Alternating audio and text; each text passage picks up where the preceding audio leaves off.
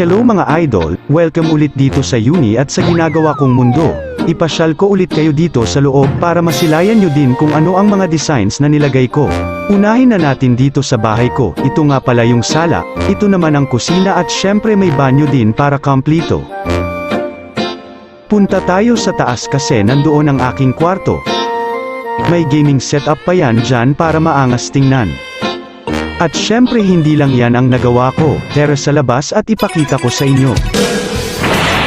Kapag ganito na yung form ko ay dapat maging maingat na sa mga galaw dahil maaaring masira ang aking mundo sa kunting kilos ko lang, hahaha. Paano ko nga ba yun ginawa? Sinimulan ko ito sa isang model ng buhok sabay copy and paste na lang at ilagay sa tamang posisyon para balance ang pagkalagay. Habang naglalakad ako sa taas ay nakita ko itong mga Dragon Balls na nagliliwanag na. Ito na siguro yung sign na malapit na lumabas si Shenron kaya tinawag ko na. Lumabas ka, Shenlong!